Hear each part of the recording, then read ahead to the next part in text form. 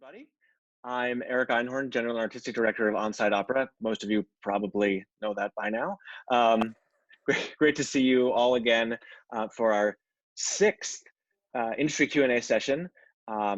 It's been so great to get to talk to you about all these things and to see you from session to session and to field your really great questions, because these sessions are for all of us to learn and to listen, and in this time of slowing down a little bit potentially. Now, I turn it over to Piper. Hi, everybody. As Eric said, I'm Piper Gunnarson. I am the Executive Director for On-Site Opera. I know several of you, but not all of you. So thank you so much for sharing your time with us, joining us from near and far to learn a little bit about these two directors. And thank you as well to Laine and Eric for opening up your processes to all of us so that we can all learn a little bit more about how you two work. So first, and we generally start this way, if you two could each just share what your journeys have been to where you are now, where you worked, where you studied, anything that would be helpful for us to understand how you got here. Sure. Do you want to go first or should I, Eric? You go first.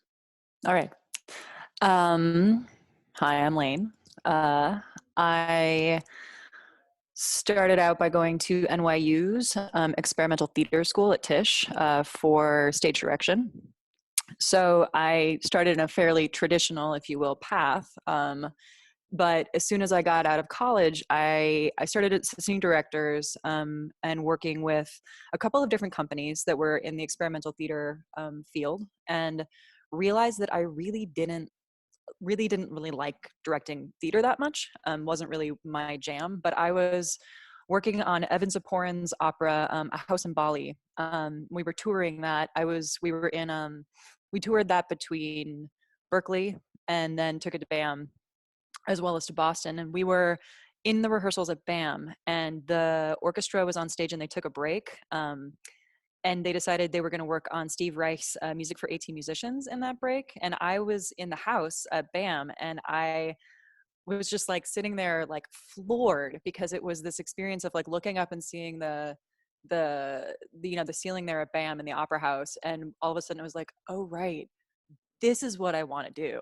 Like, I want to be around musicians who are engaged in that way, and this like collaboration and that experience and like that transcendence of music. And so I basically like went out and found a small opera company, which was Loft at the time, and was like, I please let me direct anything.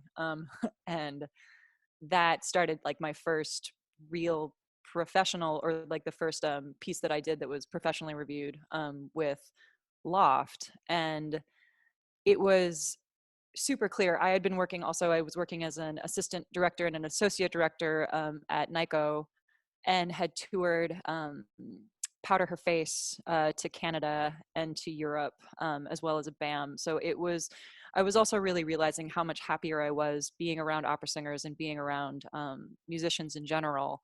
Not least of all because you guys have so much training. So when you're on stage, it's like, you're just blessed with people who have this incredible skill set, knowledge, and dedication already. Like, it takes how many years to get on stage?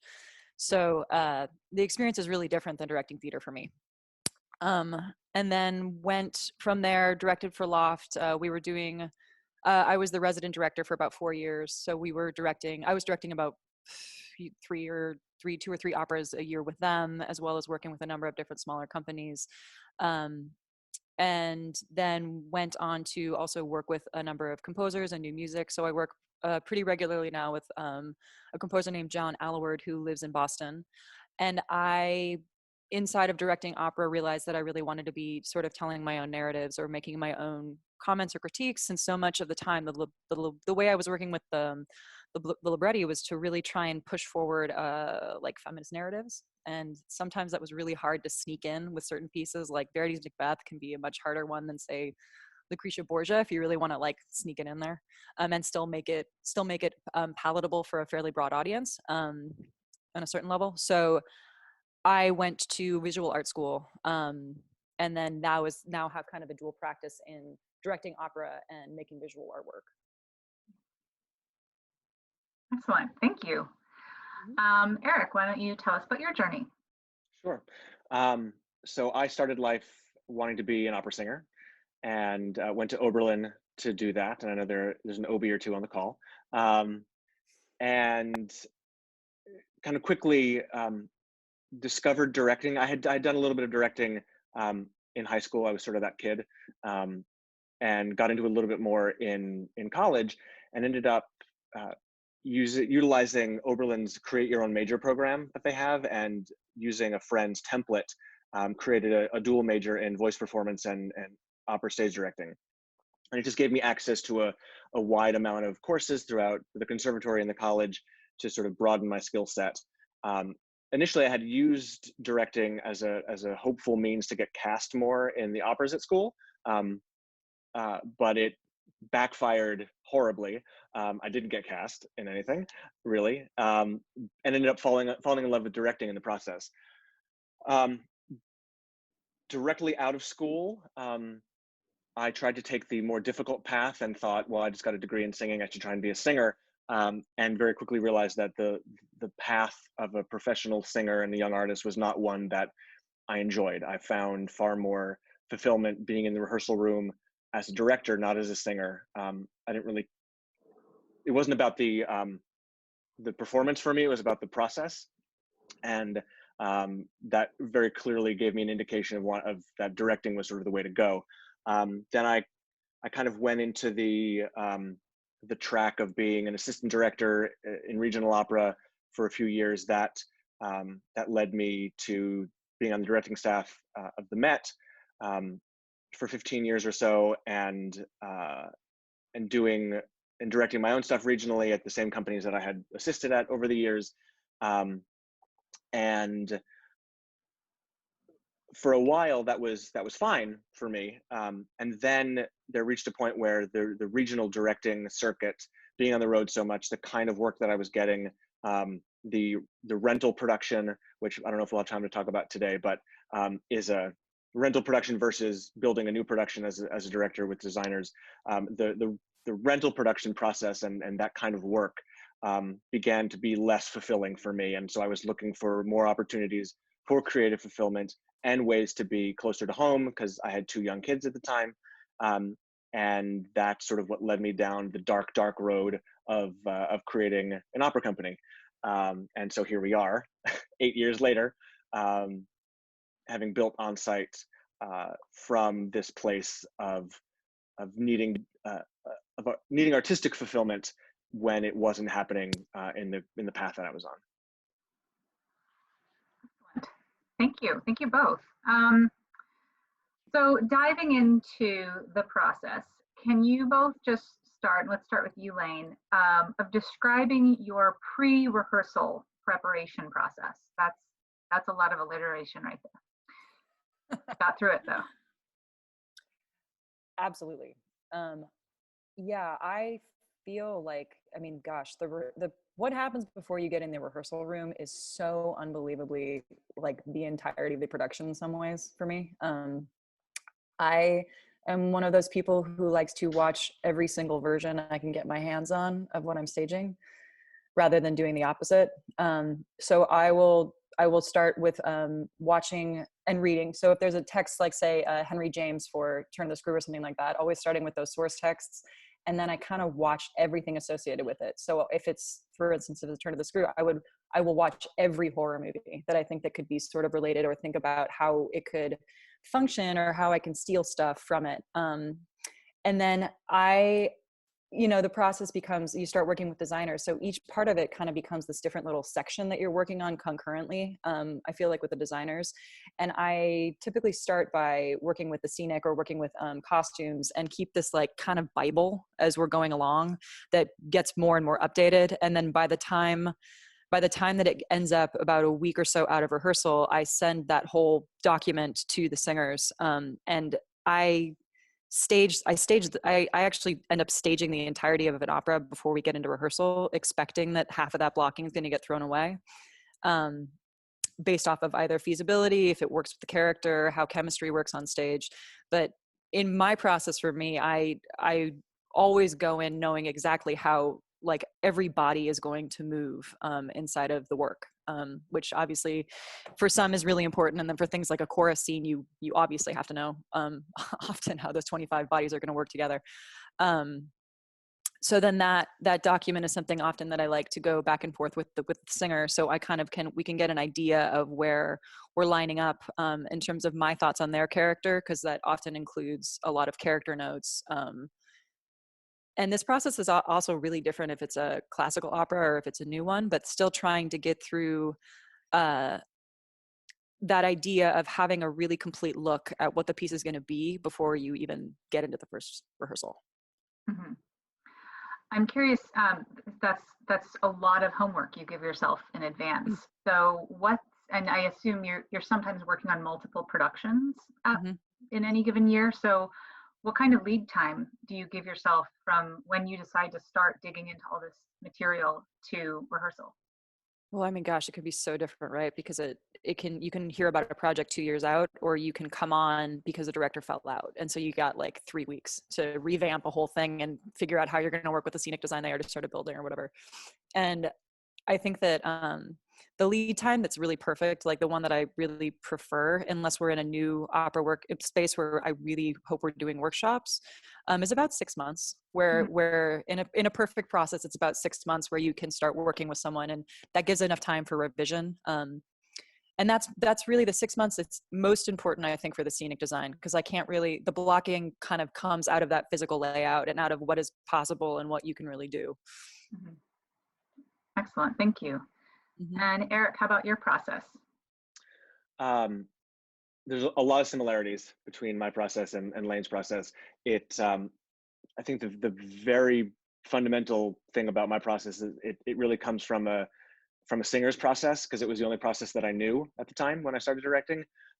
So it's text-based. It's usually before I listen to a note of the opera, I will translate or I will read the libretto if it's in English, just to sort of get a sense of things. Because I find when I don't do that, if I try and do things at the same time, I'll listen to something and I'll get swept up in the moment rather than realizing what is actually being said. And I've actually found myself on the first pass of an opera missing something really important that's being said, because it's such a beautiful musical moment that is, of course, supporting the text, but I'm not digging into the specifics of that. So translation and reading source material, I'm a bibliophile. It's sort of an amazing thing that for my job, I get to buy and read as many books as I want that I can justify on a project. So not only source material, but like Laine was saying, any related material about time period or character or any, you can justify any book purchase as a director, and it's fantastic. So I'll do a lot of reading, and then I actually have a fair amount of attempted osmosis in my prep process. I'll just kind of listen and read on repeat for the months leading up to it, and every time I do, I take another pass at staging. All of that is alongside with the design process and creating that world, as Laine said. Once the world is created, whether it's a rental set world that or you're building a new one with designers, figuring out what the rules are, what's possible, and then creating things in that. And then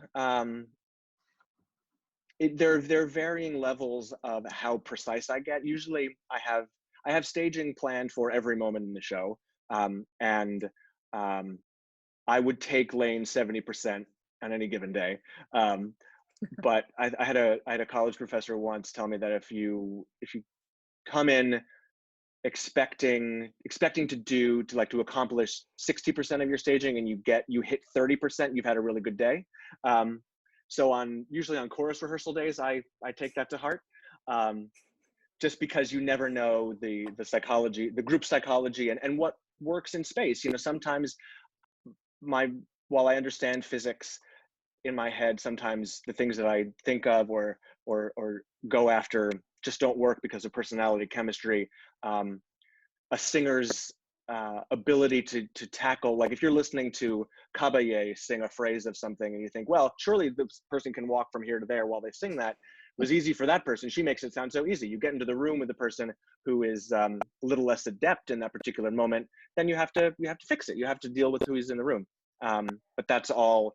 But there is something to offer for every moment for me in the room. Excellent.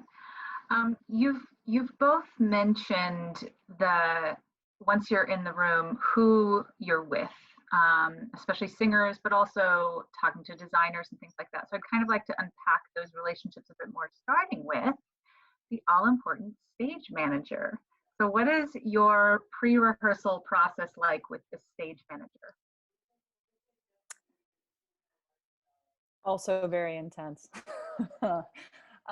I like to meet with stage managers beforehand and actually talk through all the blocking that I have planned and make markers in the book, so that we have an understanding, especially if I'm getting off track and I'm somewhere lost on like some detail. It's a really amazing thing to already have a fluidity and a vocabulary with a stage manager where they can kind of be like, they often function very similarly to an assistant director.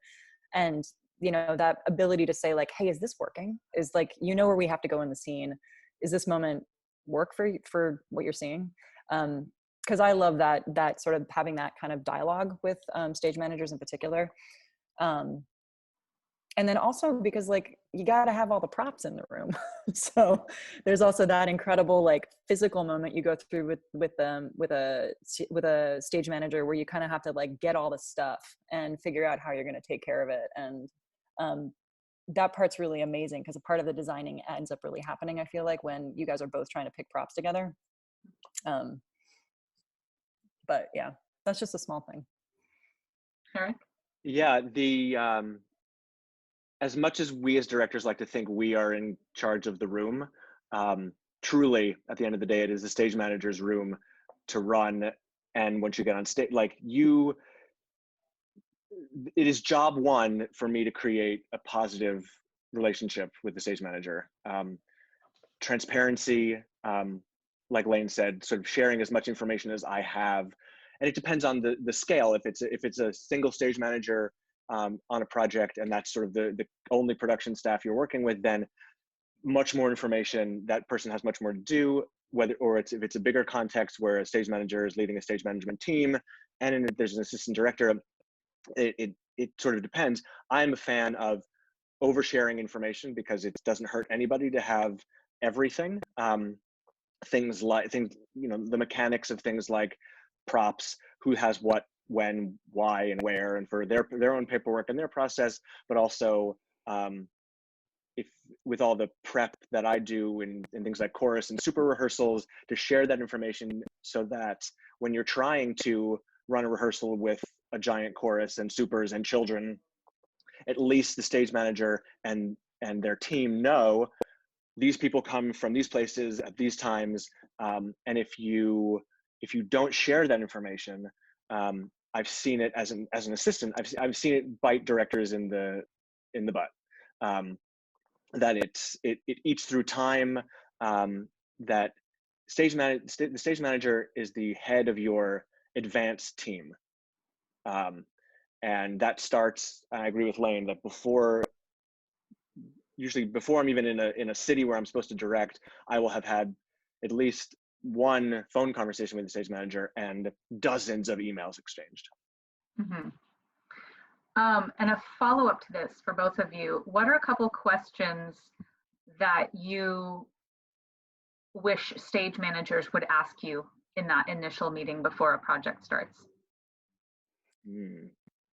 I think that the times that I've kind of like gone into like a snare or two with when working with stage management staff is like when you add on that like level of complication, like say we're doing a video design and there's going to be live video feeds as well, that if you haven't really worked out a system of notation, as like where you guys are both able to understand what people are saying, it can waste so much time in rehearsal to try and do that process of translation for one another. Because if they've come up with a method of notation that like looks like, say, like little boxes and they're drawing in the characters, and you're like trying to understand like that part, you gotta, I feel like the system, especially if the language is going to become a little bit more complicated than blocking, and it includes like technical blocking and how the camera moves for every moment in time.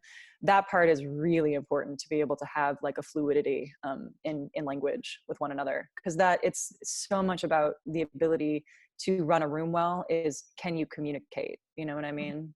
Both as a director and as a stage manager, I think.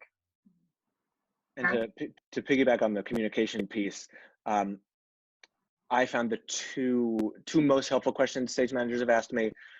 One is usually at that first phone call when we meet each other, is the stage manager asking me, "How do you like to work?"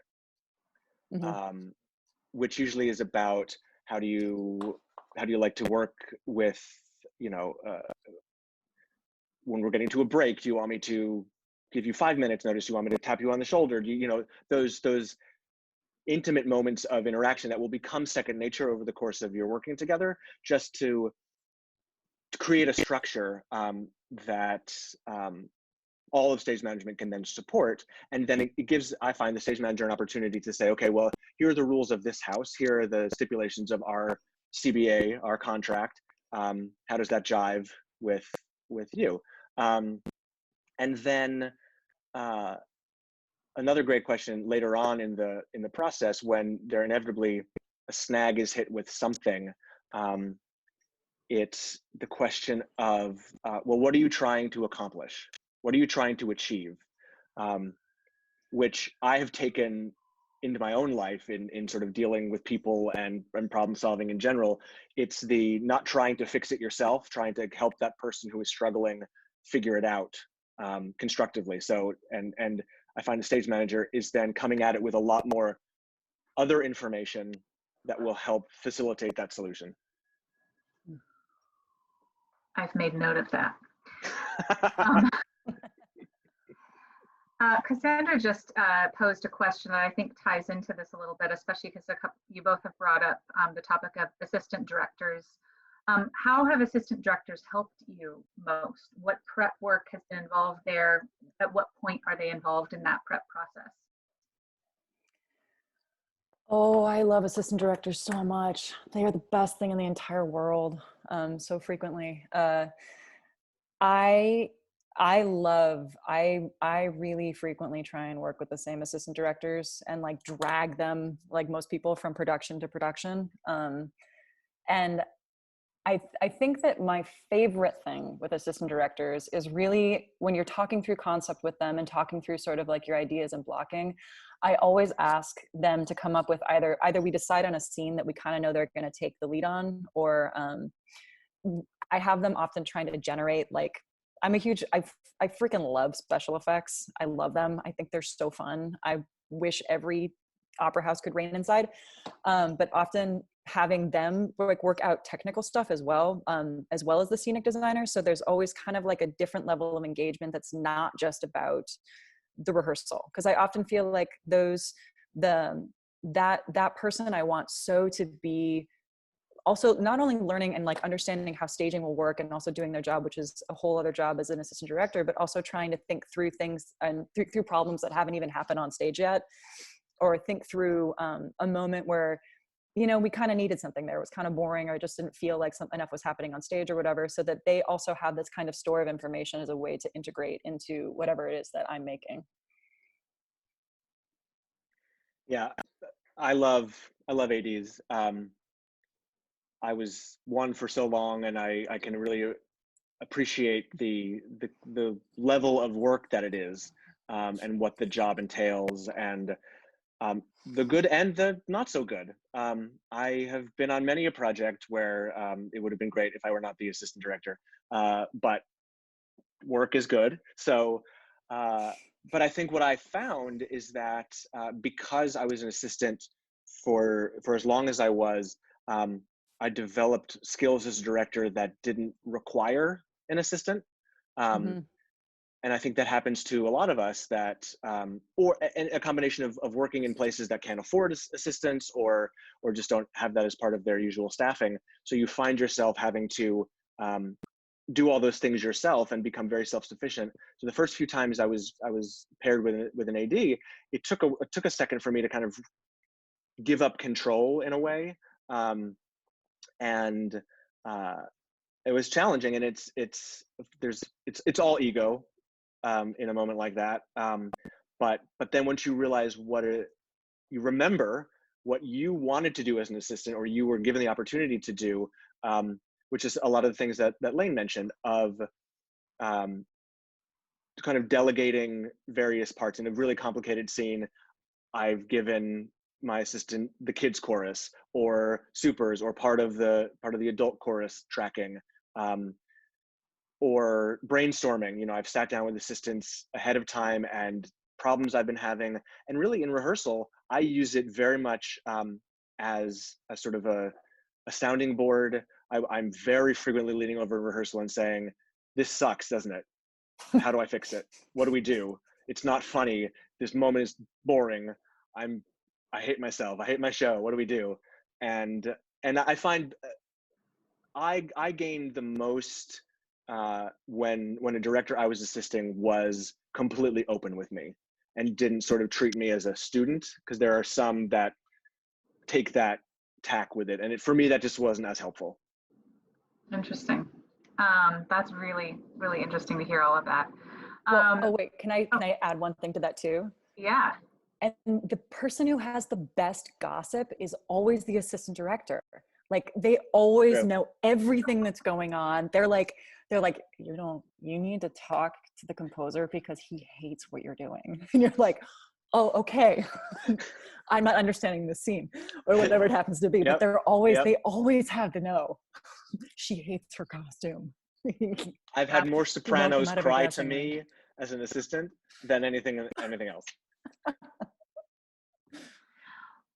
Well, while we're on the topic of working with the team around you in that pre-production or pre-rehearsal process, what about your relationship to the conductor as you're leading up to rehearsal?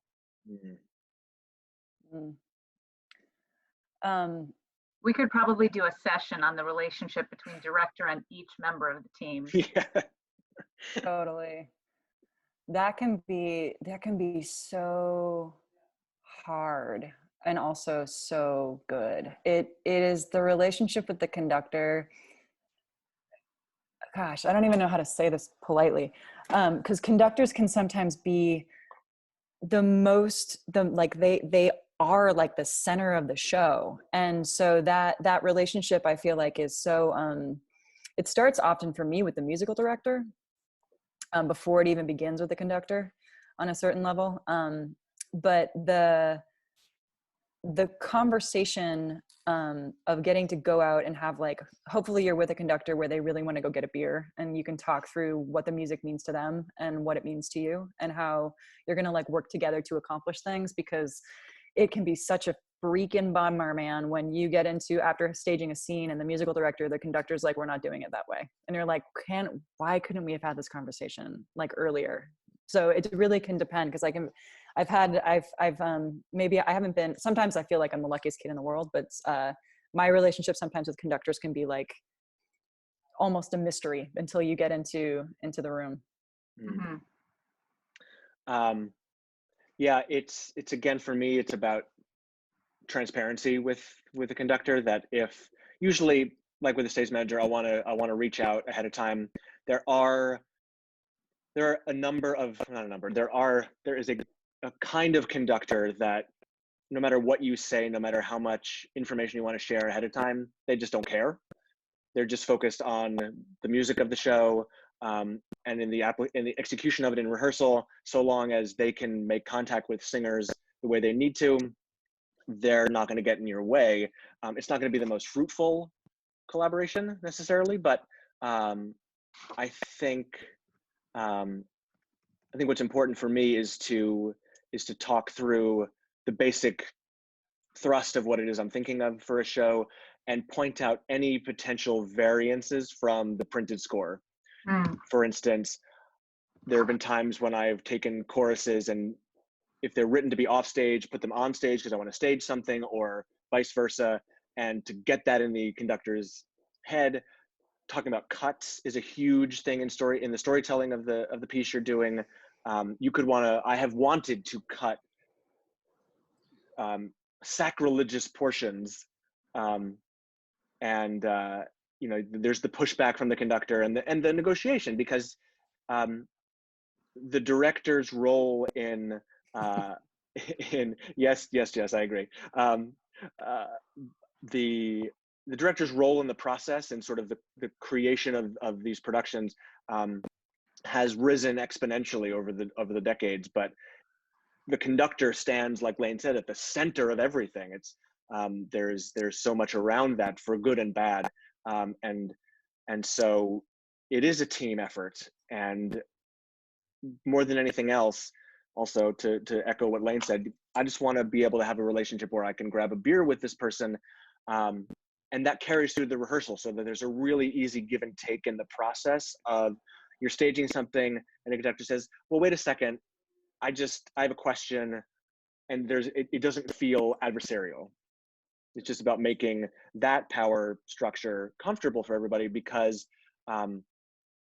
singers and everyone else in the room can feel instantly when director and conductor are not gelling right, or director, conductor, and composers and libretto, like when that layer of creative team is not working together, everybody knows it, and it makes creating that much more difficult.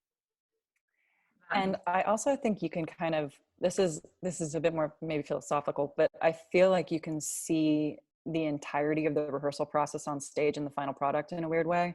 So I feel like often the audience, like if the process was fraught, there's something about that residue that still ends up on stage. Like there's something about all of those relationships that find their way into, I guess, the energy or the life of the show. So those, I so hear you, the ability to really sit down with somebody and communicate and hope that everybody is really working towards a piece of art. Yeah, excellent. Well, so that leads us into rehearsals. Talk to all of us about the relationship with singers, and what are your expectations for singers walking into the rehearsal room? What are 4 things you wish they would do or knew or would ask coming into the rehearsal room?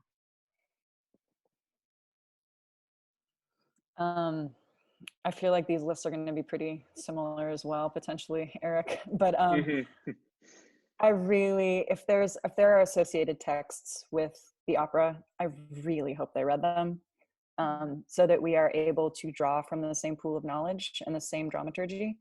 And I really hope, like, for instance, I always try to provide oversharing or provide the blocking for a singer, or provide this sort of like pitch document, so that we're all sort of stylistically in the same place. So they kind of know, like, not only from the first rehearsal, like, what am I expecting from them in terms of character, but what is this going to feel like? Is it a noir? Is it really dark? Is it in this sort of a style? So that as we move forward, we start to make choices that are all leading towards that same style and that same idea. So I always really hope that they read that pitch document I send out and have a dialogue. And as much as I say that I and do come with the majority of the staging, or all of the staging, and all of the video, when a singer can come in and have a basic idea of also how they can move through a scene, and they've really already thought through how their body exists in space too as a performer, rather than just the music, I love that. I love it when other people have alternate stagings, or they have something that they're like, I really think I could do this here. And then the 4th thing is probably, while I love that, there's nothing worse than having a singer tell you that their character doesn't do that. Or that, you know, my character would never pick up that cup, and you're like, just pick up the cup. I promise you that your character would pick up the cup. Because I come from I come from a background of like, at NYU, I really learned a lot of physical based acting. So a lot of Grotowski and Meyerhold and things like that. So for me, I always think of the character as a collection, less of psychology, although that plays into it, but more of a collection of actions, and that those actions are really what lead to what happens on stage. So that ability to really be playful with staging, and to know that you're going to come in and you're not always going to do what the libretto says, especially, is something that I really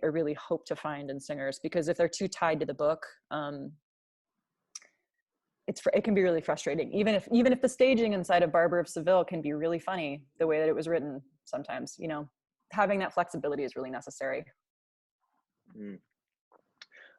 Yeah, you're right. Our lists are very similar. The first thing that when I work with singers that usually get shared or discovered or that I toss out there is that I was a singer. And between us friends, it is a way for me to share and to sort of break the ice a little bit, but it's also sort of a way that I found that I can instantly try and reassure a cast that I sort of, while I was not really a professional singer of much repute, I went through the training, I did a bit, so I've been on stage, I know where they've been, and so in the sea of directors that singers come across, some of whom have ask singers to do things that make them uncomfortable from seemingly an arbitrary place of not understanding physically or emotionally what that process is for a singer is hard. So we all as individual artists, when we're thrust together in these rehearsal environments, can at the beginning feel a little defensive and unsure about everybody, whether it's your director, your scene partner, people in the chorus, the supers lifting you up at the end of Act One, all those things. So anything that I can do to ease that between singer and director, I do. Yeah, read the source material. You don't have to read all the things that I read, but if you're doing The Marriage of Figaro, read the Beaumarchais. Do like the basic. Look at the title page of the score, and if it says based on a novel by whatever, read the novel. It's all out there. Doesn't take long, and I guarantee you, if nothing else, it's an exercise in really sort of fun dramaturgy to see how the novel or the play went to becoming an opera that we know and love. Translate every word. I know that sounds like a given, but it's apparently not. I'm confused and surprised in every process where I try and engage with two singers in a scene, and one doesn't know what the other one is saying or doesn't know what is said in a different scene in which they don't sing. And I remember I was reading Cheryl Milne's autobiography a million years ago when it came out, and one thing that I was so floored by, that he was so proud of in 1950 something when he was starting his career, what set him apart was that he could tell the director what everybody was saying, and that was like a landmark bit of work that he did. Thankfully, we've gone forward from that, but I would expect singers to do the same all the time. Again, like Laine said, come in with an idea of who you are, of who the character is, and have ways to back it up. You don't have to have all the answers. It's okay to say, I don't know. Keep an open mind though, because a director sometimes will just ask you to pick up the cup because you have to pick up the cup because the cup has to be over there for that person and the chorus scene later, or for the light cue. So just please pick up the cup. And to echo what Laine said about sort of characters being based on actions, we sometimes with opera characters, and I do this all the time, you're talking about a character, you're talking about a moment, and you get lost in philosophy of why this person might think this way or believe this thing, and sometimes you just have to push all that aside and say, I need to get out of this room right now. That's my character's objective, that's the action. Boil it down. Don't be afraid to give the simple answer, because that is what is ultimately playable in a really intense moment. So just be brave in that respect. In the interest of time, I think I'm going to push along from the relationships with these other collaborators to some of the bigger picture questions. Eric, you brought up earlier the issue of rental productions and what it's like to work on those. So can you both talk a bit about what it means to work on a rental production versus my dog has joined us, versus creating a completely new concept for a production? Yeah, I have restaged before, not a ton, but when I have done it, it it's a really interesting exercise in recreating someone else's staging and sort of trying to work through the psychology of why they made the choices that they made. I have had the unfortunate restaging job of working with people who do not want you to change anything, which is, I've done it both that way and then where I was allowed to kind of like play through and see what it worked with the chemistry of the singers. Because that is something that I really believe that you can't, thinking about staging as though it is a track that can be plugged into any La Boheme makes the characters into cartoon. Like they make them into stick figures on a certain level. I think it also can be disrespectful of the intelligence of the singer as an actor and the intelligence of the ability to feel and connect on stage between singers. So I really wish that there was more freedom sometimes when you're taking a rented production or when you are restaging. But Eric? Yeah. So some of the experiences that I've had where you're doing a new staging on a rented set, the process, and that can be tricky because often before you can dive into what you think about a piece, you're having to pick apart why a director and designer 25 years ago made these decisions that are now these designs that you're making. I'll never forget the first time I did Carmen was on a rented set, and for whatever reason, on every wall of the set for the entire show was written Escamillo. No matter where you were, there was the name. And that's a very big choice. Why is it designed this way? Why are these props in this show? You have no idea. Like you get the prop documents and there are things it blows your mind. So you have to kind of pick that apart to then let the dust settle and figure out how you can stage in that world. And then there is the question of restaging someone else's work, which is sort of the job one for a staff director at the Met, which I've done on several occasions. And in that, like Laine said, you need to be respectful and mindful of the intelligence of the singer. I think so often we just think, and companies can often think, oh, you're just restaging it, so I don't have to give you the usual resources and just tell the singers how the show goes. And that does not good art make. So, yeah. And kind of along those lines, how does it differ when you're approaching a proscenium opera versus something site specific or an installation work? Actually, the process is pretty much identical for me in the sense that it contains the same idea of trying to work with blocking and work through blocking, but it's they have really different constraints. Like I'd say my favorite way to stage is for a tennis style audience where you have people on two sides, because it really does make you have to think about the multiplicity of gesture and really work with the singer to say, okay, not only, even if it's a single gesture where you're like, okay, pick up the cup, and you have to take a drink this way and then you have to finish your drink in the opposite direction. So you're kind of constantly thinking about these kind of more complex patterns.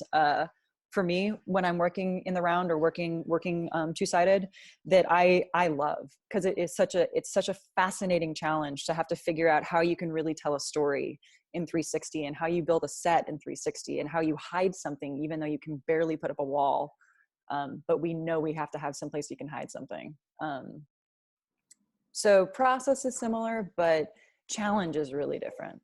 And also the conversation always with the scenic designer of where do we put the orchestra? Like, where do we figure that out? And how do they not sound horrible? Because it's in a loft and it's flat and blah. And that part I've actually found to be super, super fun, because you can't really tell often, especially if you're walking into a site specific place. You're not going to necessarily know until you actually set it up and hear it. And there have been those really unfortunate moments where we made the wrong choice and it's like you've got like 3 nights until it opens and you're trying to figure out how to like restage everything because the orchestra's moving from there to there. But so site specific comes with like those challenges too. Mhm. Or there's no heat, Right. Yeah, it's I would agree. The process is the same because you're telling a story in both contexts. And what I like to do in site-specific settings that for me are usually not a proscenium type of layout where it's not just singers right in front of you, that way, is just explain the rules, because on a proscenium stage, unless you're working with younger singers, early college level singers who don't necessarily have the basics of stagecraft down, sort of like cheat out, sing out, all those basic things. Most professionals you come across in a proscenium setting will know the rules, will adjust, if you say, go around this person in a circle, they will adjust and do what they need to do to watch the conductor get the voice out.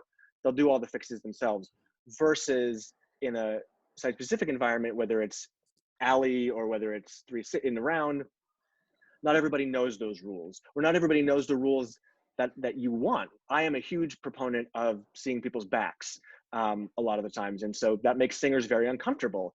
So I think it's beholden on the director to explain what those rules are, and be constantly reminding, because they are so antithetical to the training that most singers have, I find, to all of that. Yes, backing is amazing. Even in proscenium settings, I face people upstage all the time, and that goes back to our conductor conversation. But anyway, yeah. Excellent.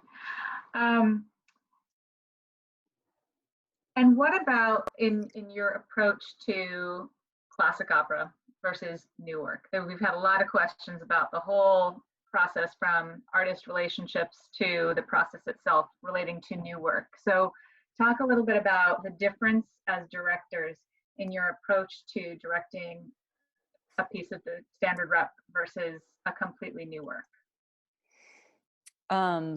This might be, well, maybe it's not. I was going to say this might be a little bit of an unpopular answer, but I really think that when you're working with new music, it is a completely different process to direct it. And I really think that what you are trying to do is to accomplish what the composer and the librettist are seeking to do. For me as a director, I find that to be the time where I find it the least appropriate to try and put a directorial spin on the work. I think, yes, of course you have an opinion, and of course you have the way that you want to interpret the story, but especially for like the premiere of something, you're trying to see how best you can make that story sing, or how best you can really make that work talk. And you don't know it really until you've had an audience. So to add in or to try and do anything too insane at that moment in time, to me, is just like sacrilegious to the art form. And then, of course, when you're working with classical, the point almost on a certain level is, what do I think about this? And how do I, as a director, get to make a statement? Because the genius thing about opera too, which is one of the main reasons I wanted to go into it, is your audience is often just so freaking smart. And they know what they're looking at. They've seen that work so many times that you're really truthfully having a dialogue. And it's like the most amazing thing in the entire world to me when you get a review and the reviewer is like, I noticed that change, that they decided to make that character one character, because we're all sort of get to be in conversation with each other. But to me, I think that the more you can be in line with a new work, the better. That's kind of what you're doing. It's your job for me. Yeah, I could not agree more. And Mark, I noticed your question from before about when is it a right time, the good time, how much does the director want to hear from the creators in the process. And for me, I'd say give it a day, let us make the mistake, and then but it is critical, I think, for a director to know what the intention of a composer and librettist are.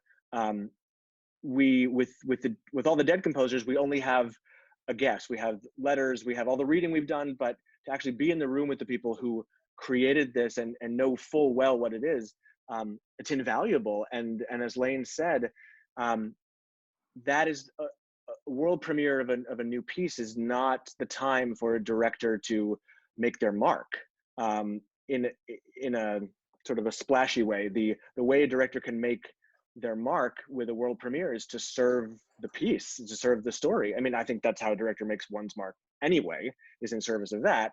But yeah, this is the opportunity for the world to understand what this story is. And if you have put some cockamamie spin on it that has nothing to do with the libretto or the music, then that forever will be associated with the piece in probably not such a great way. So yeah, really, and using the workshop process as a way to ask those questions that we can't ask of Mozart.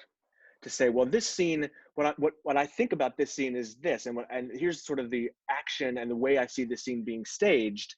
What would really be, if that sounds okay to you, if that is along with your intention, what I'm also feeling is that what if there's just this other punch moment at the end where this thing happens, and it opens up an opportunity, I think, for really wonderful dialogue between director and writers that we don't often get in opera. That feels a lot more theater and musical theater based, where it's that dynamic is a little more part of it.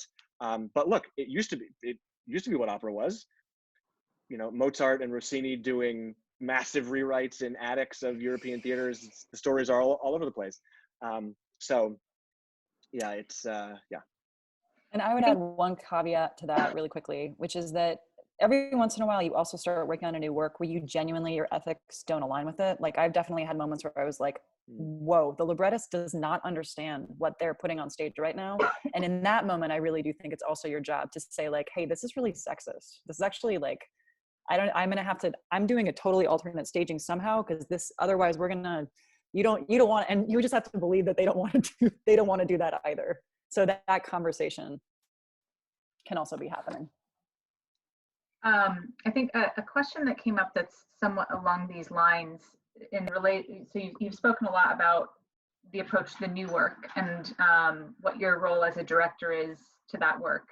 And then you both mentioned, of course, the difference in standard rep. So when you're looking at a classic piece, how do you make the decision about if you want to stage it and conceive of it in a very traditional way versus setting it in a completely new era or on a new planet or whatever?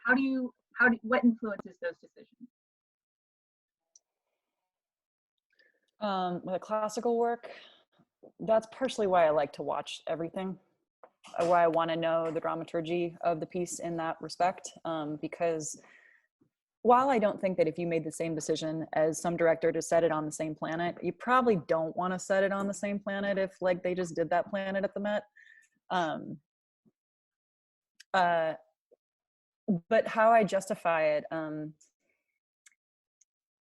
that often is like a really intuitive step for me that happens. I'd say that actually happens really quickly in the process, where like the first time I'm listening to the opera, those first images, I always try and like make that a kind of, for lack of a better term, sacred moment where I can like really focus the first time I'm listening to it, because so many ideas come and they're so often really guttural that those are the moments for me where I kind of like try and trust myself. Yeah, for me, it begins with what the mandate is from whoever's hiring me. That often I'll get that, you'll get that sort of context of, hey, we want to hire you to do a new production of Carmen. Either we want a traditional production, or we would love a traditional production, a period production, but we don't have a lot of money for a traditional production, so go. Or you can do whatever you want. Like I was in a situation a while ago where I was given a contract for a new production, and I had listened to it. I sort of had accessed what that period wanted to be, how I thought that I could tell the story, illuminate the story in an interesting way. And I pitched it to the company, like, oh yeah, we just did a show last season, different opera, different composer, but same basic period. So no. And then you have to find because you get so invested, you're like, oh my God, this is the greatest thing ever. No one's ever done Carmen on Pluto. It's going to be amazing. But they just did Traviata on Pluto last season. So crap. So you have to get reinvested in a new interpretation or find a way to alter. But for me, it's all about whatever the concept is. It just comes from a place of illuminating the story of what is my point, what can help express my point of view in this piece. Great. I know we need to wrap up here, but there was one question that came up that I think is a good one to end on. Well, first of all, I'll mention that somebody asked if you have reading materials you could recommend, and I would recommend that maybe if you two have any, we can give them a list of those to Chris, and then Chris can forward them around to everybody afterwards. Absolutely. But to close out, can you tell us a little bit about how can you as a director continue to build and flex your directing muscles in between gigs? Watch everything, see everything, go see stuff, go see stuff, go see stuff, for sure. It's your job, for one thing. And see stuff that's not in your discipline.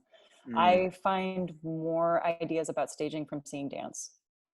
And I find more ideas about staging often from seeing abstract art. Like those fluencies are really powerful and can be really surprising. But I think that it is understandable because the art form is it's a physical process. It's a process with people. But I find that staying current really does require deep looking. And so going to the Met with the intention of thinking about how you could change or influence something. I guess I'm also a little bit different because I'm not different, because I make visual artwork, the artwork always has that part of the process in it as well. So I'm always kind of practicing that in between doing the operas. So having a parallel practice, I can say, can be a really nice way to do that. But also, if you don't have a gig, find somebody to write you something and like start workshopping a libretto before you have the music. Like there's so many opportunities, God knows, especially right now, to get people together, to have those conversations with people who are going to push you forward, and to hopefully start strengthening a relationship where you can like work with the librettist from scratch. I mean, that would be amazing. And it doesn't happen that often for me that I get to work with somebody who's writing a libretto.